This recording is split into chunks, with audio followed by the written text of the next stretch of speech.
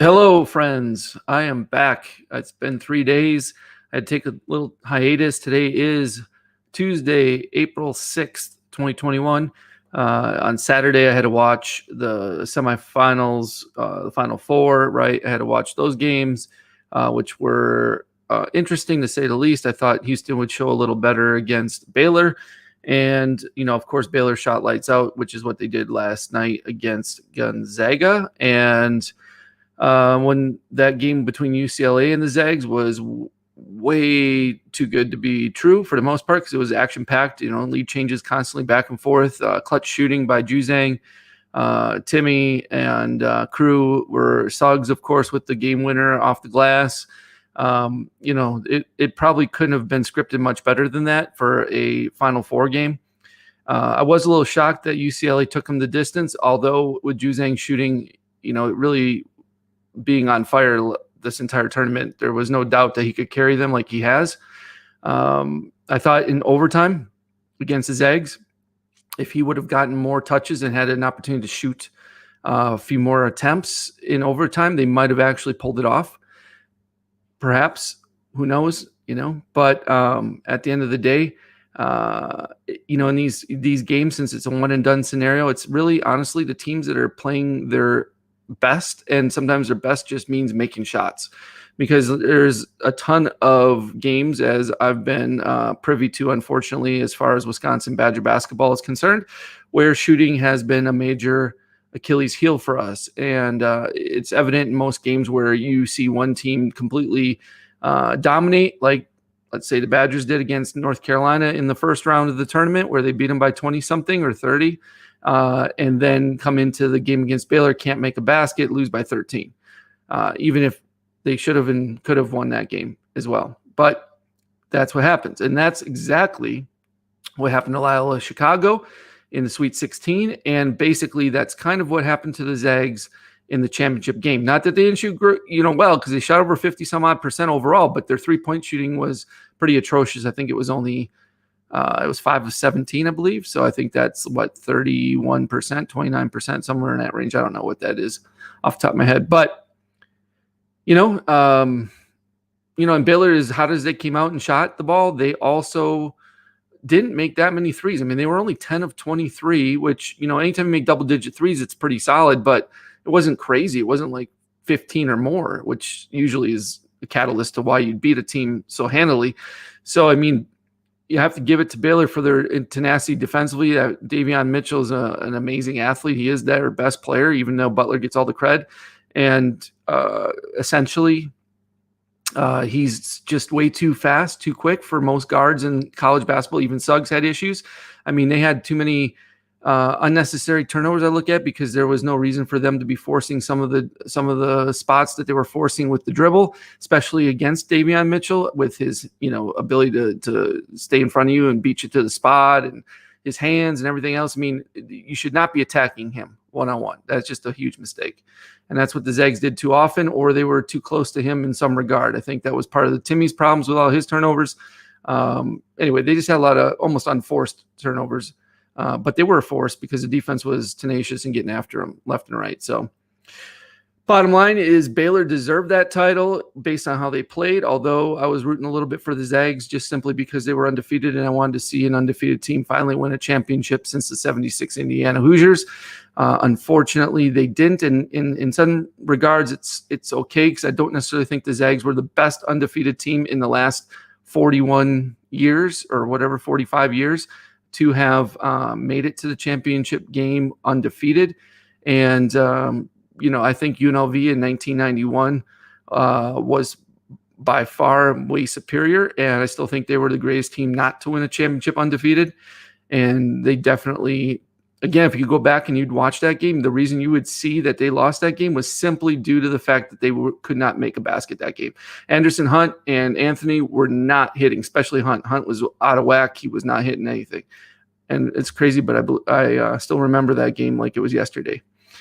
Anyway, it's probably, also, I want to say one more thing about Baylor. Baylor bears this, Scott Drew got there in 2003. He's been there 18 years.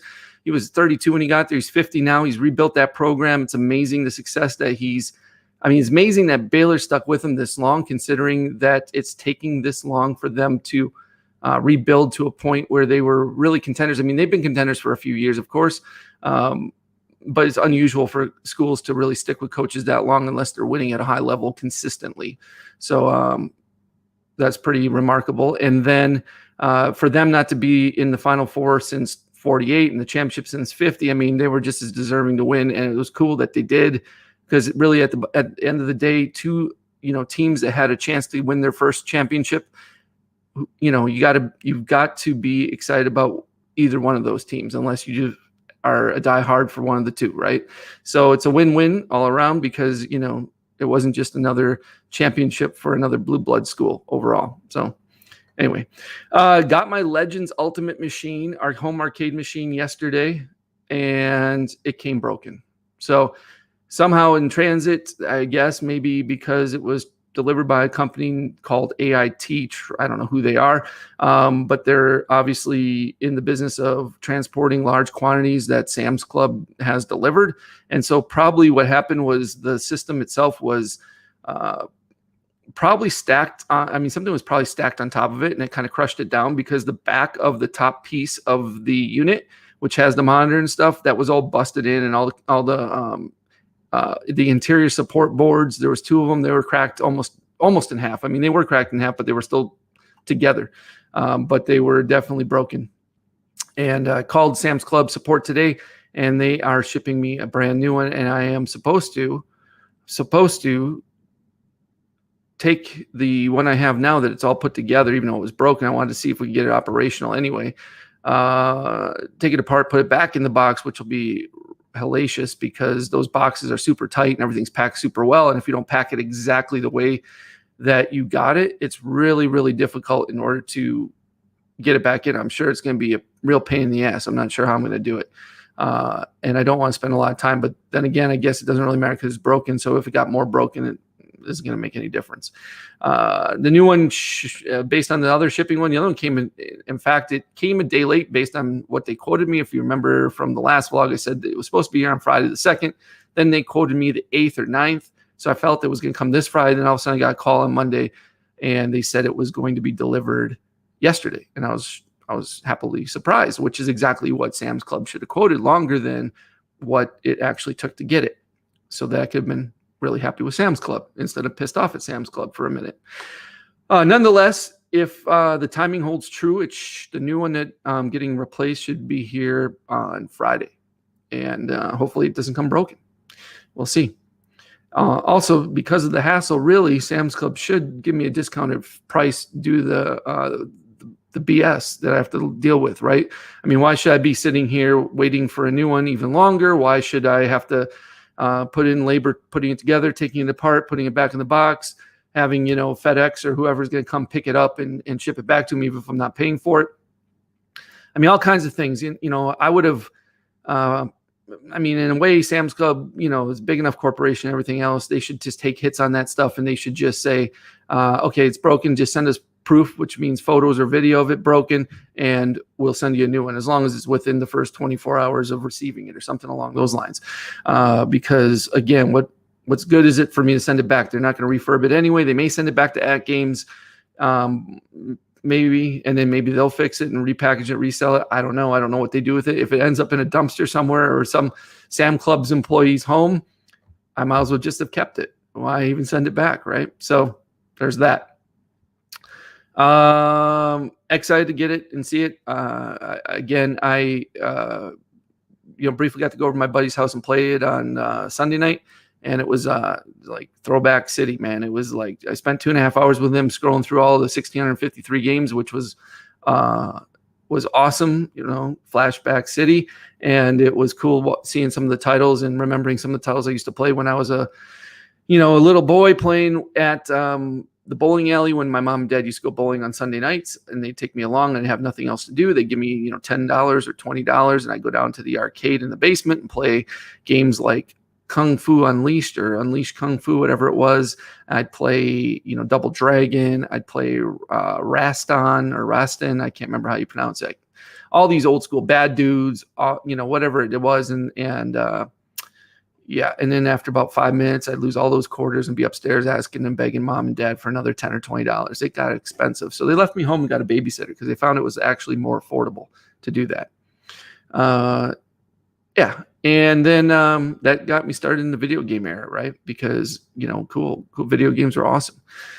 So today I discovered something new called BitClout. That's BitClout.com. And basically it's the first decentralized social media network created. So you basically set up a profile and you can buy your own coins for your profile, and they're created based on who you are and what you provide as far as your worth. Essentially you start off at, everyone probably starts low unless you're some kind of media mogul to begin with, right? They imported like the first 15 or the most followed 1,500 people on Twitter, and some people have claimed their account, some haven't. And then when you create yours, you can buy your own coin, and if you buy your own coin at the lowest possible price and other people invest, the price of the coins go up, more coins get minted, and your value of your own coins that you own go up. You can also hold on to a certain percentage of the coins that you have available. So when people buy a coin, you can keep 0% or all the way up to whatever. I mean, you could create it where you kept 100%, but no one's going to do that. No one's just going to give you money to keep your own coin. So you will have to decide on that. One of the best theories about doing this would be to buy as much of your own coin as possible, and then set your percentage to basically zero, because as coins keep getting minted and people keep purchasing your coins, the value of your coins go up. So if you were in at the bottom and you bought a ton of yourself and bought a ton of your own coin, you would be sitting pretty with a lot of value in those coins as long as people invested into you. So you're basically gambling on yourself. If you buy, $100 worth of coin or $1,000 worth of coin or whatever it is, and no one buys into you, you're basically possibly going to lose value, but odds are if you're, somebody who has any influence in social media and are doing anything with any type of audience, and you have, you're doing well in any regard, I don't see your value going down any. So I think it's only up. I think it's got positive returns if you get into it, but it is what it is. So it's something different, something new, and it's definitely something that I am going to be looking into more and more and getting more and more involved. It's pretty cool, and you should go check it out. So I'll have a link to my own here shortly or soon, but I haven't gotten the link here for this. And so if you're on my email list and you're watching, or you do watch this, you'll get an email tonight about it, and you can go check out my profile and potentially buy some coin. And I haven't bought any hardly. I don't have any Bitcoin purchased, so I didn't have any Bitcoin to purchase any of myself, except for when you do set up your own profile, you can verify your phone number, and some person that created BitClout or something will give you, like, I think it's $1.59 in value or something like that. I can't even remember if that's BTC. No, it's not BTC, because then it would be worth way too much. So it must be $1.59 USD converted into BTC, which I don't know. It's 0.0 some odd cents or fractions of a Bitcoin. And then you can buy whatever amount of yourself you can with that little bit they give you, so you can at least get started. And that's what I did. So if anyone gets in there and buys any part of me at this point, they're going to get it cheaper than I'm ever going to get it at this moment. So I probably should get in there and get some of myself. Some strategies, some people said they're betting on themselves. So they're betting and buying in like $30 every week. They're spending $30 on themselves. So the value of their coin will continue to increase. So when other people buy into them, their coin will continue to increase. So if they've invested in them, you can screw people over. There is, you have to be leery of who you invest in, because people could be in it for a quick buck. So they could potentially pump and dump. Essentially, they could create a bunch of coin. People could end up buying into somebody a whole bunch, or a whole bunch of people could buy into one particular person, and then that person could end up selling all their coin, and then the coin becomes it's complicated, but it almost becomes worthless at that point if that happens, or it devalues the coin to some degree somehow. I don't know how it works 100%. On the last thought, my last rant and rave of the day, my darn elbow, my right elbow again, it's like tennis elbow. It gets ridiculously flared up, And I think it happens because it definitely happens from just overuse of doing strains on it by doing stuff like tricep extensions, lifting weights. That usually gets it the worst, and it really stinks because in 2019, when I was traveling across the country, the first time ever, my right elbow got so sore it swelled up like a softball, and it was so painful. It was hard for me to sleep at night. I was just pumping ibuprofen left and right, trying to keep the swelling down and icing it and trying to kill the pain. It's never gotten as painful as that one time, but it's been a pain in my rear, so to speak, over and over the course of the last 2 years. Most recently is today, of course, but before this, my right arm got a little sore when I started doing some arm stuff again after my heart surgery. Then it kind of felt better a little bit. Then I was thinking to myself, darn, it's weird. My left arm never gets sore. My left elbow barely ever gets sore. Then all of a sudden my left elbow started getting real sore and but no swelling. And then that healed up to a point within a day or so. Then my right arm was sore, really sore again. And now it's really swollen. And I'm going to show it to you. And it's going to look kind of ugly if you can see it down there. Yeah. Yeah. It looks kind of like I've got a boob on my elbow. However, you can see it. There you go. We get it in a picture. If I could figure out my camera stuff here, went backwards and all that. Anyway, you can see it looks ridiculous, right? There's a normal elbow. There's a swelling elbow. And so, let me see if I can show you this way. There you go. See how red and swollen? This is from just resting right now on the desk, but yeah, it's pretty bad. Anyway, probably don't want to see that. It's painful. What hurts the most is sometimes getting it up, trying to bend it all the way up really is bad. It was worse yesterday. Usually you'll start feeling some pain. You'll get a little bit, you won't get better, but you'll go that next day, and that next day it'll be really bad to the point where you just want to tear your arm off. And, that's when I do a little bit of the icing and I take the ibuprofen a little bit. And then the next day it's a little bit better. Like today, it's not as painful, but of course it looks just about as horrible, if not more horrible. And it's definitely more swollen than it ever has been. And anyway, it's just something that I can't seem to get 100% healed up in between when it gets sore and when it feels better to when I re-injure it or re-aggravate it again.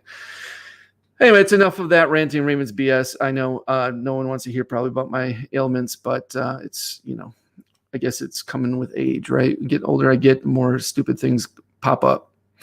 All right, that's pretty much all I got for you tonight. I don't want to hang on here too much longer. If you haven't joined my Telegram group yet, go ahead and do that. It's going to be amazing, even though it's brand new. So it's 100% free. It's kerrystelegram.com. Scrolling across the bottom, hop over there, join the group. I'm going to be making some posts in there shortly. I haven't done it yet. Still waiting for people to join. And the more people that join, the more quickly I will get to doing some cool stuff in there. I want to make sure the most amount of people can possibly see what I'm doing. So hang out over there and check it out. And hopefully you're getting a little something out of all these little rants. And hopefully I have enough variety that I hit something that you like. And if not, no big deal. But this is what I'm doing. So anyway, I'm going to sign off. Have a great night. And hopefully I'll be back tomorrow. Take care.